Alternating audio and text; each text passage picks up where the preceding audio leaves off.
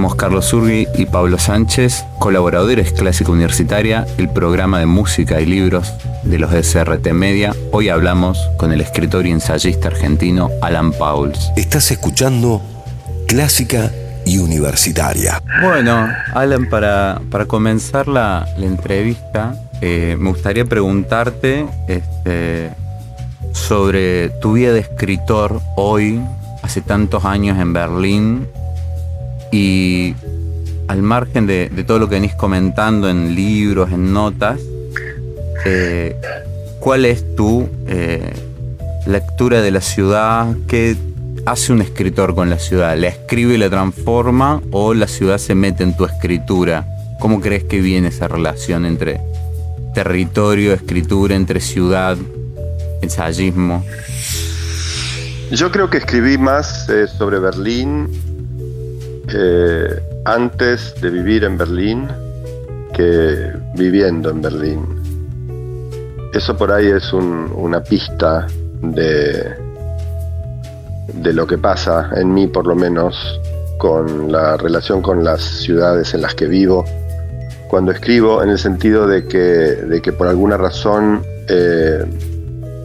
Berlín fue para mí como un objeto de deseo de escritura cuando no existía para mí como una ciudad de residencia, sino como, bueno, esos objetos raros que son las ciudades con las que uno tiene una relación rara. Mi única relación con Berlín antes de ir a vivir a Berlín era que en Berlín había nacido mi padre. Había como una historia familiar con Berlín, y después Berlín era una ciudad, digamos, cultural, como una pieza de una cultura que a mí me interesaba mucho, siempre me interesó mucho, la cultura alemana o centroeuropea. Pero yo creo que lo que, digamos, escribí sobre Berlín cuando Berlín era una ciudad que yo empezaba a conocer o que recién había visitado. Y después, cuando viví en Berlín, salvo el capítulo de La mitad fantasma que sucede en Berlín, que fue quizás el lugar, digamos, donde yo medio gasté todos los cartuchos que tenía sobre Berlín, viviendo en Berlín, lo escribí cuando no vivía ahí, ¿no? Entonces, para mí me parece que hay algo interesante y que es bastante obvio también, que es que uno empieza a interesarse por algo para escribir sobre eso cuando tiene una especie de cuando hay una separación, cuando hay algún tipo de distancia, cuando hay la distancia, digamos, del anhelo, por ejemplo, o la distancia del deseo de conquistar un lugar o de llegar a un lugar, mucho más que cuando uno está en el lugar y ya puede, no sé, disfrutar de él, padecerlo, entrar en una relación real, entre comillas, con el lugar, ¿no? Si uno entra alguna vez en una relación real con el lugar donde vive. Y probablemente ahora que me voy a ir de Berlín, porque me parece que ya el ciclo de Berlín está terminado para mí, probablemente ahí aparezca de nuevo Berlín, alguna clase de Berlín. Y quizás yo acabo de entregar una novela que va a salir en mayo. Quizás en esa novela, escrita toda a la sombra de Berlín, donde Berlín no aparece para nada, pueda leerse un poco en clave Berlín. Pero en ese caso yo creo que sí, como vos decías, me parece que la ciudad se me habrá filtrado o habrá existido durante la escritura de la novela como una especie de fantasma ubicuo y a la vez totalmente informulado, ¿no? Porque no, insisto, no hay una sola marca de Berlín en la novela. La novela transcurre en una especie de Buenos Aires medio imaginaria. O sea que diría eso. Bien, Alan, ahí vos señalás algo que es, bueno, el intentar contar, a veces quedar un poco pendiente de la pérdida del objeto que se intenta contar, que posibilita, bueno, comenzar de algún modo a narrarlo y aparece esta novela, aparece, digamos, esta Buenos Aires de la cual vos hablás y que ha tenido, digamos, en el último tiempo, por declaraciones que yo te he leído, en otras entrevistas, por lo menos una periodicidad de 1 o 2 veces al año, avisás que venís, ¿no? Lo cual me parece que entra en otro fantasma de la relación con Berlín, que es el de la lengua, ¿no? O sea, esa lengua, digamos, ese vivir en dos lenguas, que no es tampoco un vivir entre lenguas, sino que es un vivir entre dos lenguas, una lengua de la intimidad que tenías en Berlín y al mismo tiempo una lengua totalmente extranjera, pero al mismo tiempo con un lazo filial, pero que en una declaración tuya que a mí me causó gracia, dijiste, bueno, es una lengua el alemán que yo encuentro cuando salgo, ¿no?, de esta intimidad y que no voy a dominar nunca, al menos en esta vida. ¿Cómo eso afectó, digamos, la escritura de esta novela? O el escribir en Berlín también podríamos decir, esa ambivalencia de lenguas. No lo sé muy bien. Son cosas que realmente como que suceden en un plano tan difícil de percibir, digamos, para mí mientras suceden. Lo que puedo decir es que efectivamente no voy a hablar alemán. Me di cuenta de eso viviendo en Berlín. Cuando llegué a Berlín daba por sentado o que iba a aprender alemán o que el alemán se me iba a pegar por ósmosis, por trato, por vida cotidiana, o bien, y acá las hipótesis van decreciendo en entusiasmo, o bien porque no iba a ser necesario saber alemán para vivir en Berlín, lo cual es estrictamente cierto, del mismo modo en que podés vivir en Nueva York sin saber inglés, hablando español, etc. Y bueno, por supuesto no aprendí alemán porque no me dediqué a aprender alemán como hay que aprenderlo, que es con la técnica Obelix en la marmita, o sea, te tenés que sumergir en el alemán durante, no sé, 6 meses, 4 horas por día, dejarte abofetear, humillar, lavar el cerebro, etcétera, por el mundo de la lengua alemana, y solamente así tenés alguna posibilidad de aprender un alemán que cuando lo practiques frente a un alemán va a producir solamente decepciones, porque los alemanes inmediatamente van a switchar al inglés al darse cuenta de que tu alemán no es lo suficientemente bueno como para que ellos pongan en práctica el suyo, que es perfecto solamente porque son hablantes nativos, ¿no? O sea que ahí había como una especie de, a la vez de trampa, desafío, promesa de fracaso. Yo no aprendí a hablar alemán, el contacto así, el aprendizaje por ósmosis no funcionó, por supuesto, y finalmente me parece que me conformé con esa limosna con la que se conforman más o menos todos los expats que están en Berlín y que no hablan alemán, que es, bueno, chapurreo una especie de alemán ridículo para la vida cotidiana y con eso me manejo, y después me atrinchero en el gueto de mi lengua, ¿no? Que es un poco lo que yo hice. Digamos, primero dije, bueno, es así, y después empezó a afectarme, y ahora ya me parece como medio triste, ¿no? Me voy con Berlín porque ya no da más, y tengo ganas de otras cosas, pero también me voy de Berlín con la sensación de, bueno, no cometí un error ahí, yo tendría que haber valorado mejor esa cuestión, la cuestión de la lengua, sobre todo porque venías también, pero venías también buscándola la lengua, me parece. Vos a veces comentabas que la estudiabas, ¿no? Y llegabas a un determinado momento, sí. Y esto era casi como zambullirse ¿no? Estaba esa fantasía también, zambullirse ahí, en esa cotidianidad, decir, bueno, acá lo aprendo porque lo tengo que aprender, y el fracaso fue... Claro, pero no lo tenés que aprender, porque por eso el claro, cosmopolitismo... te pasan al inglés, exacto, te juega en contra.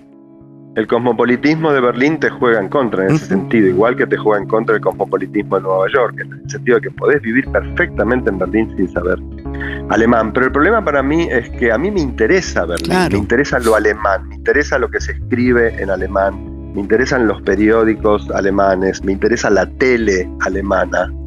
Y todo eso no se traduce y todo eso no pasa a esa lengua, a ese inglés internacional, en el que efectivamente transcurre gran parte de la escena cultural berlinesa, ¿no? Entonces yo me di cuenta de que no iba a poder acceder a eso, y eso es en realidad lo que me interesa de Berlín.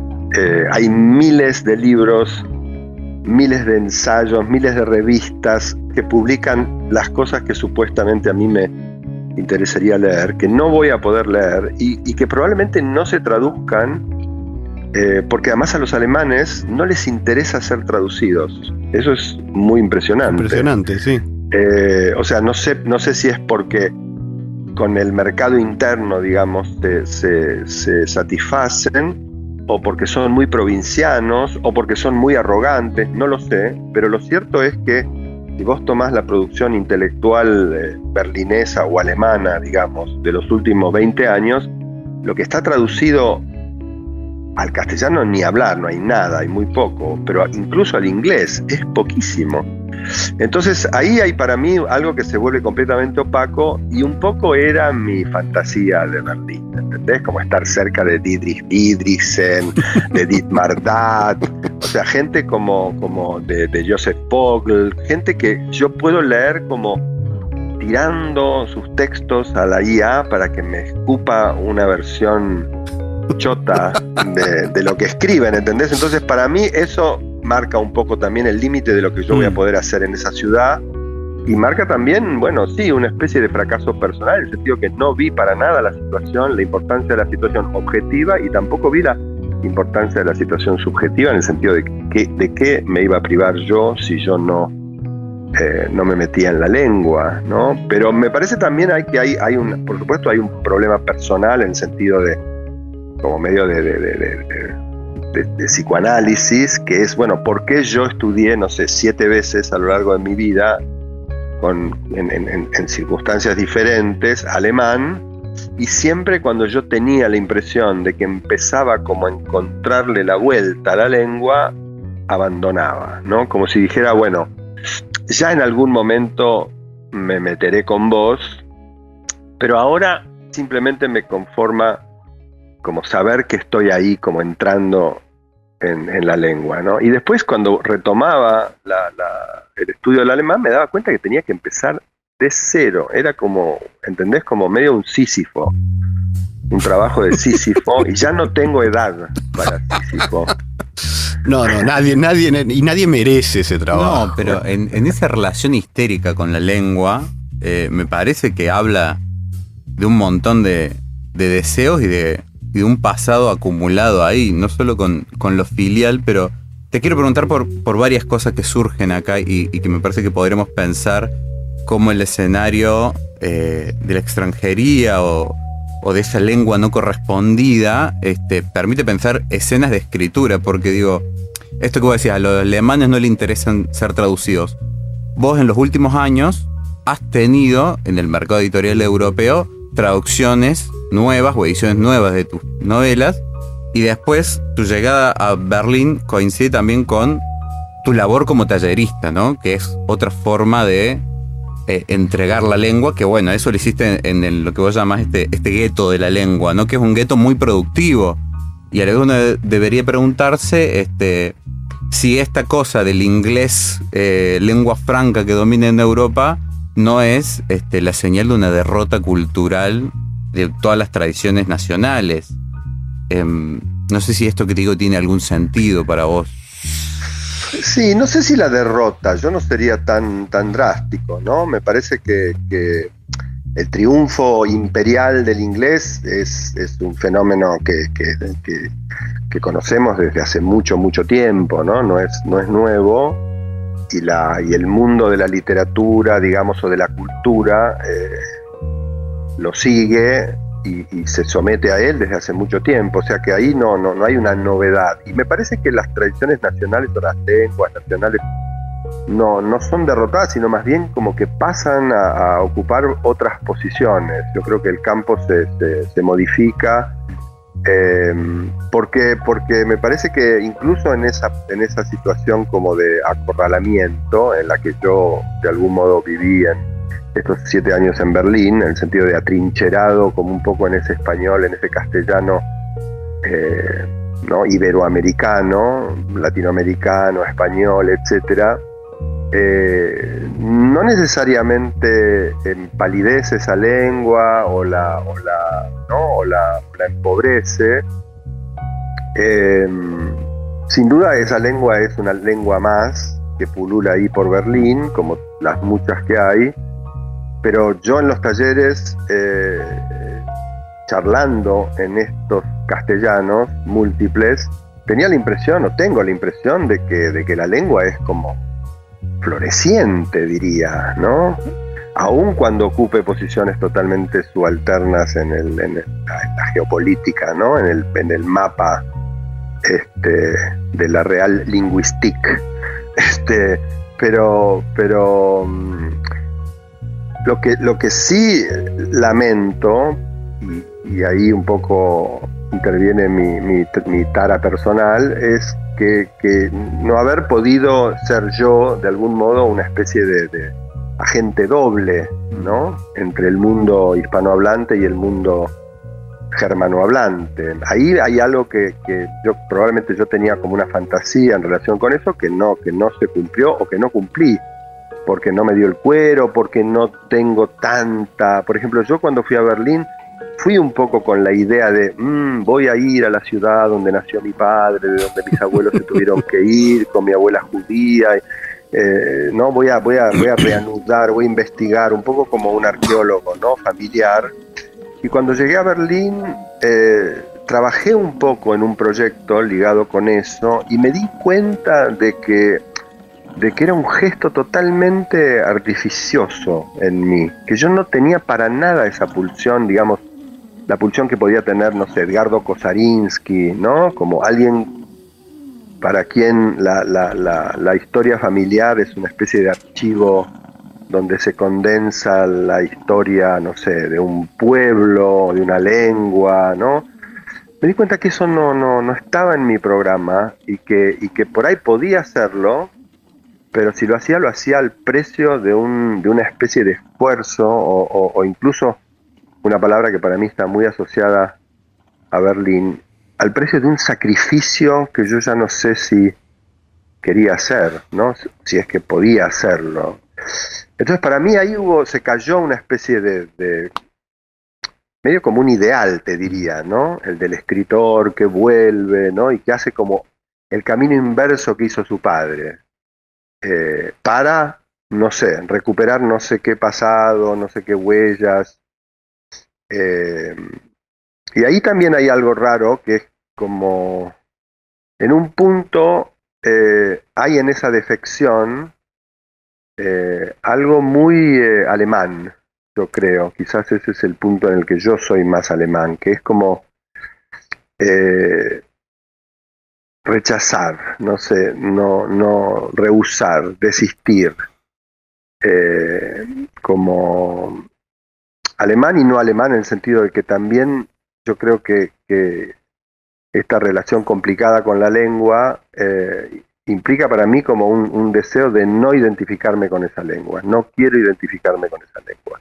Y eso que vos llamabas histeria antes, que me parece que es una palabra pertinente, también es para mí como poner una especie de límite, ¿no? Como si dijera, bueno, está muy bien el alemán, es una lengua deseable, pero quizás sea mejor que siga siendo eso, una lengua deseable, no una lengua propia, incorporada, ¿no? En la que uno se sienta en casa, ¿no? Quizás no quise sentirme en casa en la lengua alemana, quizás al precio de no tenerla nunca, de no tener con la lengua más que una relación histérica, por ejemplo, ¿no? Pero quizás es una maniobra como defensiva, ¿no? Bueno, todas cosas que supongo que tienen que ver también como con un fantasma de lo alemán para mí, ¿no? Que tiene que ver efectivamente con el modo en que mis abuelos se rajaron de Berlín y el nazismo, etcétera, etcétera, ¿no? De una manera muy tamizada, muy, no sé, pero efectivamente es una cosa muy, muy compleja, ¿no? Where are you hiding now? Willow, where are you hiding now? In the dappled light, deep in the tree, the spiders and the centipede crawl across your head, across your knee. Willow, do you walk across the sand? Willow, do the waves crash and fall? Alan, ahí señalás, bueno, algo que es propio también de esa idea de quien migra y de quien regresa, que es, bueno, sea el movimiento que sea, siempre es una fuga hacia adelante, y al mismo tiempo eso va generando al costado, digamos, de ese movimiento, de ese impulso, como una serie de figuraciones, ¿no? En este caso del escritor, vos, que había una que a mí me interesaba muchísimo, pero porque un poco por un vicio de soberbia mío que tengo que tratar, me parecía que te lo encaraban siempre mal, que es la biblioteca, que es esa otra forma de estar en la casa y estar en la casa del idioma, y siempre era como una especie de lamento, pero ¿cómo dejaste tu biblioteca y cómo armás tu biblioteca? Y bueno, y ahora aparece otra biblioteca que vas a tener que dejar, de algún modo, que es esa que se estableció y que se armó en Berlín. Pero a mí me interesa de esa figuración un poco melanco que gira alrededor de los libros y de la lengua y del moverse y el desplazarse y el de las expectativas y de las cumplidas y de las que no. Preguntarte en realidad, ¿cómo ves vos tu relación, por ejemplo, con, bueno, en relación a esa figura de la biblioteca, el despojo, ¿no? Y la adquisición? Pero de lo que sea, un poco, digamos, partiendo de esa idea de la biblioteca, pero en realidad las experiencias del despojo y de la adquisición que un poco Berlín, por lo que venimos charlando, parece que te ha dado. Bueno, yo fui el primer sorprendido de lo poco que me afectó, o lo poco que creo que me afectó, haber dejado en Buenos Aires mi biblioteca. Cuando yo me fui, tenía miedo de necesitar mi biblioteca, ¿no? Mi biblioteca es la biblioteca que yo fui armando desde desde que empecé a comprar libros, desde los 15, 16 años hasta 2019, el año en que me fui. Por supuesto no me la podía llevar, no en ese momento por lo menos, porque no sabía dónde iba a vivir, etcétera, y tampoco sabía que me iba a quedar en Berlín, no era el plan inicial. Pero estaba esa preocupación, ¿no? ¿Cómo voy a trabajar? Yo tenía un año de beca, sabía que me quedaba un año en Berlín, ¿cómo voy a trabajar durante un año? ¿Cómo voy a escribir? ¿Cómo voy a leer sin tener mi biblioteca? Y fui el primer sorprendido al ver que no pasaba absolutamente nada. O sea, que en ningún momento pensé en mi biblioteca, en ningún momento la necesité, en ningún momento dije, ¿por qué no estaré en este momento en Kramer y Virrey Loreto sacando de mi biblioteca, no sé? No me pasó, y al contrario, me sentí como bastante liviano, y esa liviandad fue muy agradable, muy satisfactoria, muy promisoria también. Y después cuando nos fuimos quedando y empezó a armarse una biblioteca berlinesa, me pareció genial, ¿no? En un punto era como una especie de efecto de rejuvenecimiento. Incluso la fantasía de la conciencia de estar armando una nueva biblioteca para mí fue algo muy, muy lindo, como muy vital, muy fértil. Y ahora efectivamente tengo una pequeña biblioteca berlinesa, y estoy encarando la mudanza. Me voy a ir a vivir a Barcelona, y no pienso en llevarme la biblioteca berlinesa a Barcelona. Está muy En todo bien. caso, Me parece que está muy bien lo que vas a hacer. en todo caso, no más que los libros con los que esté trabajando en ese momento. Y me parece que fui yo el primer sorprendido, porque yo siempre tuve una relación como muy monumental con la biblioteca, ¿no? En el sentido de soy mi biblioteca, ¿no? Y esa contigüidad entre la computadora o el cuaderno de notas y la biblioteca para mí era esencial para mi trabajo, ¿no? Y me di cuenta de que no es esencial, por lo menos no es esencial para el tipo de trabajo que estoy haciendo desde que estoy afuera, y quizás ahí haya alguna pista para detectar algún cambio en lo que estoy haciendo. Pero no, era como una superstición. Por ahí también era un mito o un ideal también, ¿no? Y creo que esa ligereza de no llevar a cuestas la biblioteca, a mí me produjo como un efecto casi de alivio, te diría, y encaro esta nueva mudanza con una pereza olímpica, confieso, pero pienso, bueno, no me voy a llevar la biblioteca, y la biblioteca quedará en Berlín, o haré algo con ella, no lo sé. También un poco todo esto es como el lado A de la situación. El lado B es que mi biblioteca argentina, que es mi biblioteca grande, está desde hace 6 años en cajas en una baulera, y eso tampoco me hace feliz, debo decir, y no encuentro modo de solucionarlo. O sea, no sé dónde poner eso. Y eso por ahí también es una coordenada de la situación con respecto a la cual me estoy haciendo el oso, como quien dice, pero es algo que me trabaja. Entonces quiere decir que la liviandad y la agilidad tiene un poco un contrapeso, que es eso. En algún lugar del mundo yo sé que hay 120 cajas cuyo contenido del cual yo puedo prescindir, pero que me trabaja. Entonces quizás ahí está la parte un poco no tan feliz de la situación. Estás escuchando Clásica y Universitaria. En función de eso que decís, digamos, esas 120 cajas que yo me imagino que, bueno, están en un lugar, pero las llevas ahí con vos y gravitan, ¿no?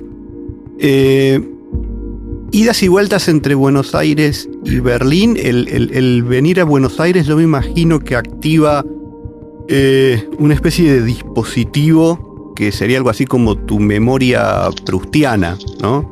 Por decirlo de algún modo. La pregunta sería, ¿cómo funciona cuando estás acá? Y un poco, ¿qué es lo que la activa a esa memoria, ¿no? Lugares, objetos, personas que querés volver a ver, o charlas que llegás al país deseoso de tener y por ahí se dan, por ahí no. Bueno, y lo fantasmático que sigue estando, ¿no? Entonces la pregunta es eso, ¿cómo ese dispositivo de memoria proustiana, que sería otra de las cosas que gravitan y que donde vayas lo vas a llevar, bueno, cómo funciona in situ en el lugar, donde de algún modo esas sensaciones se fueron originando? Para hablar un poco de acá, de donde estás, de donde estamos hablando, desde donde nos estás hablando.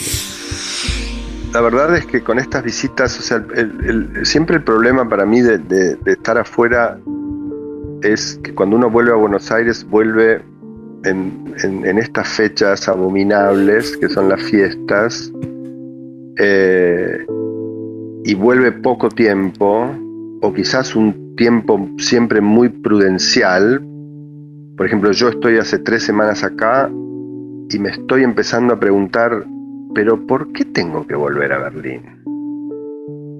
O sea, hay un momento, una especie de umbral en el tiempo que uno pasa en estas visitas, en que medio no entendés muy bien esa doble vida que tenés. Y Berlín, o sea, existe para mí, y está mi casa, y está todo, pero estoy acá desde hace 3 semanas y ya empiezo a entrar en Buenos Aires, al punto tal que la perspectiva Berlín es una perspectiva que me resulta como perfectamente contingente, o sea, podría renunciar a ella, ¿no?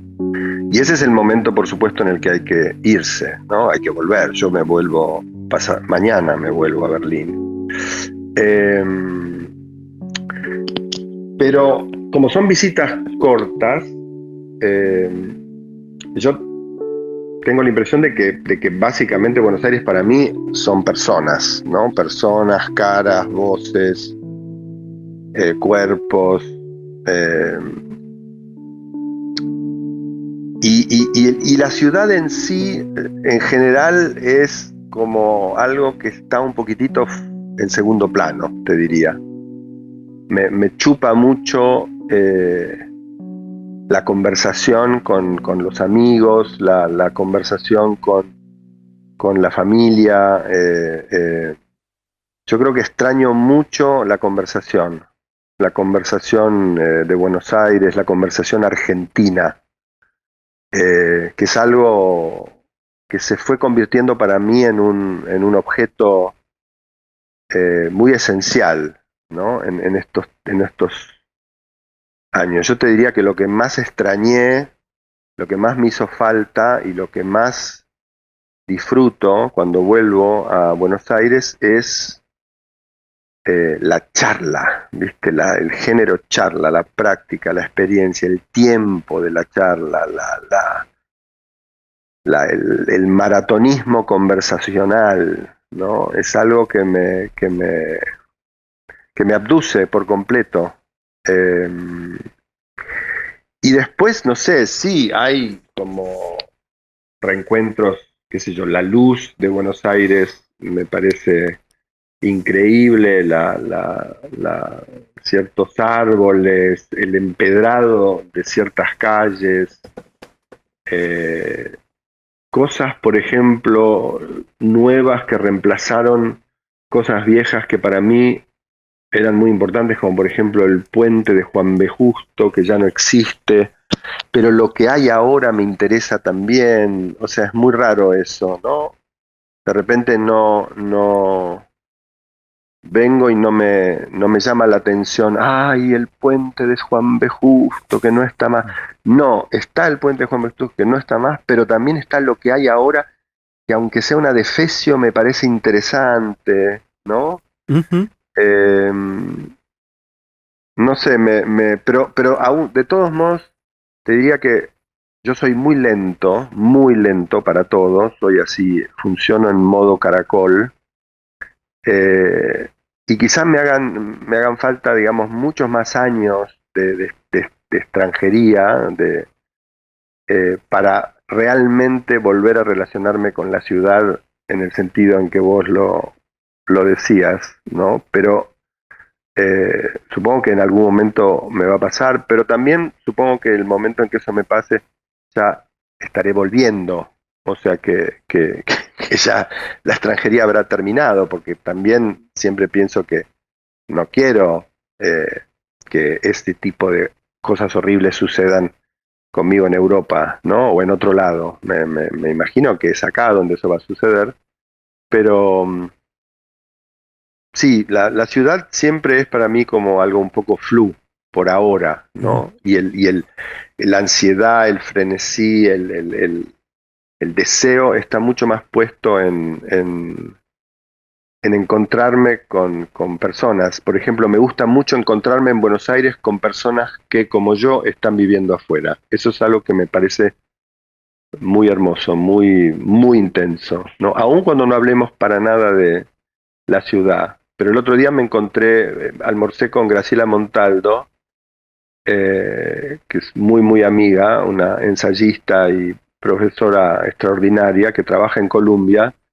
que era la pareja de Sergio Cheifek, y estuvimos comiendo en un bodegón en Ecuador y Arenales, que se llama Norte, que era un lugar donde yo iba con Sergio, y por ejemplo, esa cosa a la que prácticamente creo que ni aludimos mientras almorzábamos, eso para mí fue como una especie de bloque de espacio-tiempo fenomenal, ¿no? Fenomenal. Yo creo que eso me alimenta, me va a alimentar durante meses, ¿no? Entonces son como pequeños, sí, pequeños rituales, pero muy poco enfáticos, creo. Eh, y que voy descubriendo a medida que pasan, ¿no? No tengo una lista, por ejemplo, un to-do list, viste, con Buenos Aires. Bueno, ahora que voy a Buenos Aires voy a ir a Eterna Cadencia, voy a ir al zoológico, al jardín botánico. No tengo eso. Vengo totalmente como random, y me van pasando esas cosas. Pero tengo una pregunta con esto de la oralidad y la conversación, como eso que extrañas. ¿No te pasó cuando estabas acá, antes de tu viaje a Berlín, que odiabas la actualidad, que odiabas la sociología o la vida cotidiana, la vida literaria, con sus lugares comunes, con lo de siempre? ¿No tiene una carga digamos, no sería deseable, una pregunta muy bartesiana también, cómo vivir juntos al mismo tiempo? Porque la contemporaneidad siempre es un poco torra, aburre, no sé. Sí, pero yo creo que la conversación, lo bueno que tiene como género es que es muy contemporánea y muy extemporánea al mismo tiempo, ¿no?